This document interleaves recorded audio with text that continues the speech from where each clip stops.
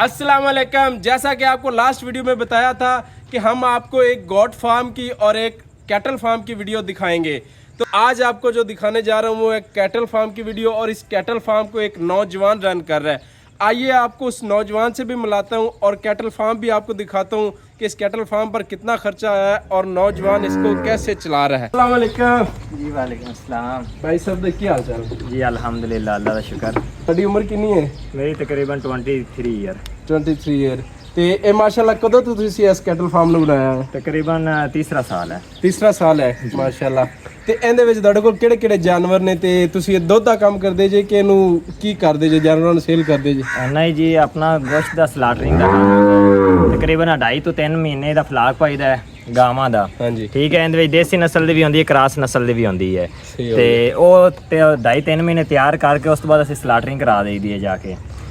ਇਹਨਾਂ ਨੂੰ ਖੁਰਾਕ ਕੀ ਦੇ ਰਿਹਾ ਜੇ ਇਸ ਟਾਈਮ? ਤੁਹਾਡੇ ਕੋਲ ਕੋਈ ਜ਼ਾਤੀ ਜ਼ਮੀਨ ਹੈ ਜਿੰਦੇ ਵਿੱਚ ਪੱਟੇ ਛੱਟੇ ਗੱਡੇ ਹੋਏ ਨੇ, ਫਾਰਮ ਬਣਾਇਆ ਹੈ, ਕੀ ਹਿਸਾਬ ਕਿਤਾਬ ਹੈ? ਤਾਂ ਹੁਣ ਖੁਰਾਕ ਜਾ ਰਹੀ ਹੈ ਇਹਨਾਂ ਦੀ ਆਲੂ। ਸਹੀ। ਸਵੇਰ ਇੱਕ ਟਾਈਮ ਅਸੀਂ ਇਹਨਾਂ ਨੂੰ ਆਲੂ ਪਾ ਦੇ, ਇਹਨਾਂ ਖੁਰਲੀਆਂ ਭਰੀਆਂ ਹੀ ਆਉਂਦੀਆਂ ਨੇ। ਇੱਕ ਟਾਈਮ ਇਹਨਾਂ ਆਲੂ ਖਾਣਾ ਹੁੰਦਾ ਤੇ ਦੂਸਰੇ ਟਾਈਮ ਇਹਨਾਂ ਨੂੰ ਸਿਰਫ ਤੋੜੀ ਤੇ ਸੈਲਜ ਵਗੈਰਾ ਥੋੜੇ ਜਿਹੇ ਪੱਠੇ ਬਸ ਖਿਲਾ ਕੇ ਪਾ ਦੇਈਦੇ ਨੇ। ਨਹੀਂ ਤੇ ਲੋਕ ਤਾਂ ਕਹਿੰਦੇ ਨੇ ਕਿ ਯਾਰ ਜਿੰਨੀ ਦੇਰ ਸਾਡੇ ਕੋਲ ਜ਼ਾਤੀ ਜ਼ਮੀਨ ਨਾ ਹੋਵੇ ਅਸੀਂ ਪੱਠੇ ਕਿੱਥੋਂ ਲਿਆਈਏ। ਆਪਣੇ ਕੋਲ 1.5 ਤੋਂ 2 ਕਨਾਲ ਜ਼ਮੀਨ ਹੈ ਜੀ, ਜਿਹਦੇ 'ਚ ਕੈਟਲ ਫਾਰਮ ਬਣਾਇਆ ਹੋਇਆ ਹੈ ਜੀ। ਕੈਟਲ ਫਾਰਮ ਯਾਨੀ ਕਿ ਵਿੱਚ ਤੁਹਾਡਾ ਘਰ ਵੀ ਹੈ ਤੇ ਇਧਰ ਫਾਰਮ ਵੀ ਹੈ। ਹਾਂਜੀ।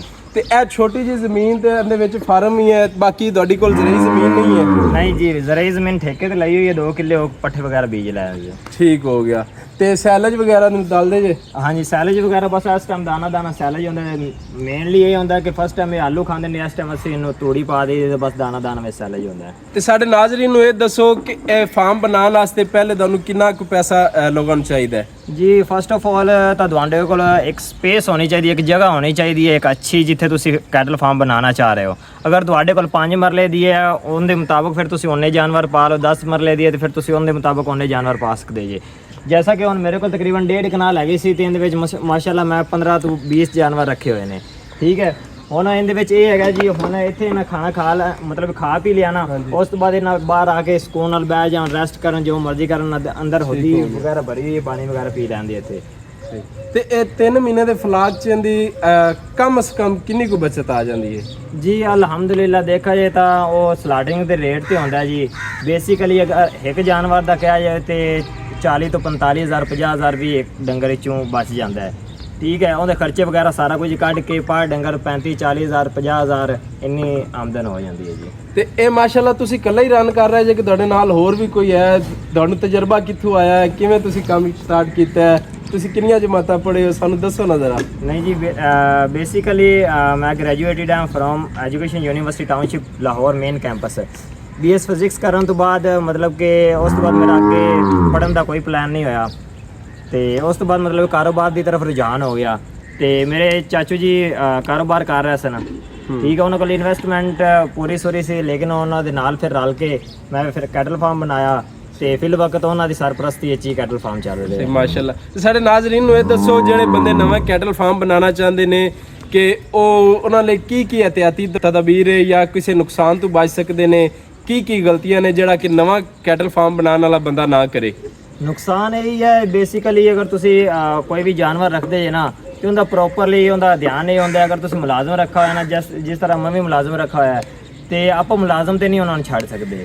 ਠੀਕ ਹੈ, ਤੁਹਾਨੂੰ ਖੁਦ ਪ੍ਰੋਪਰਲੀ ਉਹਦੇ ਉੱਪਰ ਰਹਿਣਾ ਪੈਣਾ। ਜਾਨਵਰ ਬੈਠਦਾ ਹੈ, ਉੱਠਦਾ ਹੈ, ਉਹਨੂੰ ਦੇਖਣਾ ਹੈ। ਅਗਰ ਖੁੱਲੇ ਛੱਡੇ ਹੋਏ ਨੇ, ਜਿਵੇਂ ਇੱਥੇ ਫਾਰਮ ਦੇ ਵਿੱਚ ਖੁੱਲੇ ਛੱਡੇ ਹੋਏ ਨੇ, ਤੇ ਉਹ ਇੱਕ ਦੂਸਰੇ ਨਾਲ ਲੜਦੇ ਵੀ ਨੇ, ਮਾਰਦੇ ਵੀ ਨੇ। ਕਿਸੇ ਨੇ ਕਿਸੇ ਨੂੰ ਸਿੰਗ ਮਾਰ ਲਿਆ, ਲੱਤ ਤੇ ਸੱਟ ਲੱਗ ਗਈ, ਫਾਰ ਤੇ ਲੱਗ ਗਈ, ਤੇ ਉਹਦਾ ਵੀ ਧਿਆਨ ਤੁਸੀਂ ਕਰਨਾ ਹੈ। ਮੁਲਾਜ਼ਮ ਦਾ ਕੰਮ ਹੈ ਉਹਨੇ ਆਣਾ ਕੋਨ ਵਾਲਾ ਦੇ ਪੱਠੇ ਪਾਈ ਤੇ ਉਹਨੇ ਚਲੇ ਜਾਣਾ। ਤੇ ਅੱਜ ਕੱਲ ਗਰਮੀ ਬੜੀ ਹੈ ਤੇ ਫਿਰ ਗਰਮੀ ਦਾ ਕੀ ਹਿਸਾਬ ਕਿਤਾਬ ਹੈ? ਤੁਸੀਂ ਸਾਰੇ ਮਾਸ਼ਾਅੱਲਾ ਗੋਕਰਾ ਜਾਨਵਰ ਰੱਖਾ ਹੋਇਆ ਤੇ ਗਰਮੀ ਹੈ, ਤੇ ਇਹ ਕਿਸ ਤਰ੍ਹਾਂ ਗਰਮੀ ਬਰਦਾਸ਼ਤ ਕਰ ਲੈਂਦੇ ਨੇ ਜਾਨਵਰ? ਹਾਂਜੀ, ਉਹਨਾਂ ਦਾ ਵੀ ਇੰਤਜ਼ਾਮ ਕੀਤਾ ਹੋਇਆ। ਤੁਸੀਂ ਦੇਖ ਰਹੇ ਜੀ, ਅੰਦਰ ਪੱਖੇ ਲੱਗੇ ਹੋਏ ਨੇ, ਇੱਧਰ ਬਾਹਰ ਵੀ ਲੱਗਾ ਹੋਇਆ ਪੱਖਾ, ਅੰਦਰ ਵੀ ਲੱਗੇ ਹੋਏ ਨੇ। ਉਸ ਤੋਂ ਬਾਅਦ ਸਟੈਂਡ ਵਾਲੇ ਪੱਖੇ ਨਾਲ ਤੇ 2-3 ਲੱਗ ਜਾਂਦੇ ਨੇ। ਜਿਸ ਦਿਨ ਜ਼ਿਆਦਾ ਗਰਮੀ ਹੁੰਦੀ ਨਹੀਂ ਤਾਂ ਮੌਸਮ ਫਿਲ ਵਕਤ ਤਾਂ ਬਾਰਿਸ਼ ਵਗੈਰਾ ਹੋ ਰਹੀ ਹੈ, ਸਾਵਾਂ ਦਾ ਮਹੀਨਾ ਪੂਰਾ ਹੀ ਠੰਡਾ ਮੌਸਮ ਹੀ ਰਿਹਾ ਇੱਥੇ। ਸਹੀ ਮਾਸ਼ਾਅੱਲਾ। ਤੇ ਇਹ ਤੁਸੀਂ ਨਾਲ ਕੀ ਬਣਾਇਆ ਹੋਇਆ? ਬੇਸਿਕਲੀ ਤਕਰੀਬਨ ਇੱਥੇ 7-8 ਸਾਲ ਤੋਂ ਇੱਕ ਬਾਗੀਚਾ ਹੀ ਸੀ ਪ੍ਰੋਪਰਲੀ, ਲੇਕਿਨ ਜਦੋਂ ਮੈਂ ਕੈਟਲ ਫਾਰਮ ਬਣਾਇਆ ਫਿਰ ਤਾਂ ਸਾਰਾ ਬਾਗੀਚਾ ਉੱਡ ਗਿਆ। ਤੇ ਆ ਤੁਹਾਡੇ ਸਾਹਮਣੇ ਹੀ ਹੈਗੇ ਨੇ, ਕੋਈ ਇੱਕ ਲਾਈਨ ਖੜੀ ਹੈ ਸਿਰਫ ਚੰਦ ਪੌਦਿਆਂ ਦੀ, ਤੇ ਇਹ ਵੀ ਸਰਦੀਆਂ ਵਿੱਚ ਹੋ ਸਕਦਾ ਨਿਕਲ ਜਾਏ ਕਿਉਂਕਿ ਨਾ ਇਹਨਾਂ ਦੀ ਰੈਸਟ ਗਾ ਇੱਧਰ ਬਣਾਉਣ ਲੱਗੇ ਅਸੀਂ। ਤੇ ਸਰਦੀਆਂ 'ਚ ਮਤਲਬ ਵੀ ਇਧਰ ਪੌਦੇ ਵਗੈਰਾ ਉਡਾ ਕੇ ਤੇ ਇੱਥੇ ਮਤਲਬ ਵੀ ਨਾ ਫਿਰ ਗੱਸੂ ਵਗੈਰਾ ਥੱਲੇ ਸਾੜ ਤੇ ਮਿੱਟੀ ਵਗੈरह ਤੇ ਇਹਨਾਂ ਦੇ ਰੈਸਟ ਵਾਸਤੇ ਫਿਰ ਇੱਥੇ ਬਾਹਰ धूप वगैरह लगेगी। मैंने एक भाई की वीडियो देखी थी, वो बता रहा था कि आप जब कैटल फार्म या कोई गोट फार्म या कोई भी डेयरी फार्म स्टार्ट करते हैं ना, उससे पहले फार्म पर पैसा इन्वेस्ट नहीं करना।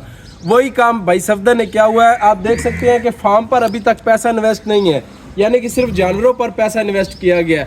जानवरों से जैसे जैसे आमदनी आती जाएगी ऐसे ऐसे ही फार्म बढ़ता जाएगा। तो आप सबसे पहले करोड़ों रुपए का फार्म बनाना छोड़ें, सबसे पहले आप जानवर लाएं, अपना काम स्टार्ट करें और इंशाल्लाह आप कामयाब होंगे और ज़रूर होंगे। भाई सफदर, आप कोई मेरे नाजरीन को पैगाम देना चाहें, जो बंदा नया काम स्टार्ट करना चाहता है, आया कि ये काम करना चाहिए या नहीं, इसमें मेहनत कितनी लगती है, क्या इसमें कोई छुट्टी वगैरह भी है या क्या हिसाब है? नहीं माशाल्लाह, आपने एक बहुत अच्छी बात की है कि इन्वेस्टमेंट, अगर आपके पास एक लिमिटेड इन्वेस्टमेंट है तो उसका मतलब ये है कि आपको ये नहीं कि आपने देखा कि फार्म इतने बड़े बने हुए हैं, पाइप लगे हुए हैं, ये है वो है, अगर आप उस जगह पर अपने पैसे ज़ाया कर रहे हैं तो फिर आपको जानवर रखने के लिए आपके पास इन्वेस्टमेंट बहुत कम होगी। तो आप अपनी इन्वेस्टमेंट नहीं खाएं, आप जानवर रखें, लेकिन उसके लिए प्रॉपर जगह होनी चाहिए बनी हुई, ठीक है। मतलब कि ये है कि अगर आप ये जानवर मैंने रखे हुए हैं ना, जैसे कि ये देखें, ठीक है, मैंने इसके लिए एक खुरली बनाई और एक बरामदा बनाया ताकि इन्हें गर्मी सर्दी में किसी किस्म का कोई मसला ना हो। उसके बाद मेरे पास जितनी इन्वेस्टमेंट थी मैंने इसके ऊपर लगा दिया। अब अल्हम्दुलिल्लाह अगर मैं 2.5 माह के बाद फ्लाग निकाल रहा हूँ तो जो मेरे पास प्रॉफिट होगी वो मैं खाऊंगा नहीं, मैं इनके ऊपर ही लगाऊंगा, ठीक है, मैं इनको और बढ़ाऊंगा, ठीक है। जैसा कि अभी मैंने 2 कनाल का लगाया हुआ है, शायद मैं इसे और इंक्रीज़ करके 4 कनाल 6 कनाल का इंक्रीज़ कर सकता हूँ। भाई आपके फार्म में कोई दूध वाले जानवर भी हैं, आप दूध सेल करते हैं या नहीं, ये सब जानवर ही बस स्लॉटरिंग के लिए रखे हुए हैं? कोई अपने घर के बच्चों के लिए दूध आप खालिस कहाँ से लेते हैं क्या?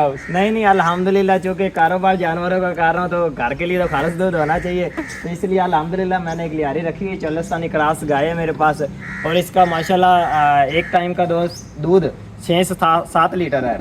तो देखा जाए तो 14 लीटर ये डेली का दे रही है, लेकिन अल्हम्दुलिल्लाह जैसा कि हमारे घर की लागत ज़्यादा है तो हमारे तकरीबन 15 से 16 लीटर घर का दूध इस्तेमाल होता है। तो मेरे पास एक और गाय है, देसी गाय, जो कि इधर स्लॉटरिंग के लिए रखी हुई है, लेकिन वो भी मैं इस दूध के लिए यूज़ कर रहा हूँ, साथ 3 से 4 लीटर वो भी दूध दे रही है। अच्छा ये बताएं कि ये 14 लीटर गाय जो दूध देती है, इसका आपने कभी अंदाज़ा लगाया है कि ये एक दिन में कितना खर्चा कर जाती है? अगर कोई बंदा डेयरी फार्म बनाना चाहे तो 10 से 15 लीटर अगर कोई गाय एक दूध दे रही है तो उसका रोज़ाना का खर्चा कितना है? क्या उसको डेयरी फार्म में कोई प्रॉफिट होगी या नहीं? जी बिल्कुल, डेयरी फार्म में प्रॉफिट आपको उस वक्त होती है, सिर्फ दूध से आपको प्रॉफिट नहीं होती। अगर आप जानवर रख रहे हैं तो फिर उसके साथ ये है कि जैसे मतलब कि वो तैयार होता है, ठीक है, आप जब उसे टीका रखवा रहे हैं तो कोशिश करें कि बछड़ी का रखवाएं, ठीक है, क्योंकि बछड़ी को आपके 16 से 17 मंथ में दोबारा अगेन तैयार हो जाती है। तो उससे आपको ये है कि अगर आप दूध उनको पिलाएंगे तो वो आपको ज़्यादा प्रॉफिट आ रहा है निस्बत इसके कि आप उसे दूध को सेल कर रहे हैं, ठीक है। क्योंकि वो बछड़ी जब तैयार होगी वो 1 साल के बाद आपकी पहले अगर आपने 2 लाख की ली है तो वो आपके पास 6 से 7 लाख की तैयार हो जाती है, ठीक है। तो वो ज़्यादा प्रॉफिट है दूध की निस्बत। बाकी हर किसी का अपना है, अगर कोई दूध का कारोबार कर रहा है तो उसे बेहतर पता है कि दूध के कारोबार में क्या प्रॉफिट है। अच्छा, जो गाय है ये यही चारा सैलज खा रही है या इसके लिए कोई आपने अलग खुराक का बंदोबस्त किया हुआ है? नहीं कोई इसके लिए अलग खुराक का कोई बंदोबस्त नहीं, देख रहे हैं आप, इकट्ठा ही खा रहे हैं चारा। सुबह मॉर्निंग में इनको आलू वगैरह डाल दिए जाते हैं, क्योंकि आजकल आलू की लागत माशाल्लाह इन जानवर के लिए ज़्यादा रखी हुई है, क्योंकि आलू आपको पता है कि सस्ता मिल रहा है, ठीक है। तो पहले तो बहुत महंगा था, लेकिन उस वक्त भी हम इस्तेमाल कर रहे थे, लेकिन इतना नहीं किया। लेकिन इस साल तो माशाल्लाह फिर ये आलू पर ही जानवर तैयार हो रहे हैं। अच्छा एक बात जो आपने नहीं बताई कि ये 15 लीटर गाय दूध दे रही है रोजाना का, तो ये रोजाना का आपने कभी अंदाजा लगाया कि ये खर्चा कितना कर जाती है? यानी कि सैलज 10 किलो खाती है, आलू 2 किलो है, 5 किलो, ये कितना तकरीबन एक गाय कितना खर्चा कर जाती है जो रोजाना 10 से 14 किलो दूध दे रही है? जी देखें तो बेसिकली आप 10 रुपये किलो, 8 रुपये किलो, 7 रुपये किलो आलू मिल रहे थे। अगर ये सुबह मॉर्निंग में 30 किलो आलू भी खाती है तो ये 210 रुपये के, 230 रुपये के, 250 के डेली मॉर्निंग में सिर्फ आलू खा रही है। इस पर कोई किसी किस्म का कोई खर्चा नहीं है। और आप इस जब सेकंड टाइम में देखते हैं तो ये देखिए सिर्फ हरा है और इसमें सिर्फ तूड़ी है और ये सैलज वगैरह और कुछ भी नहीं खा रही। तो देखें तो सैलज का खर्चा देखें तो डेली 200 वो है और 250 ये है, 450 500 ये खर्चा है। और देखें तो ये 15 लीटर दूध दे रही है माशाल्लाह।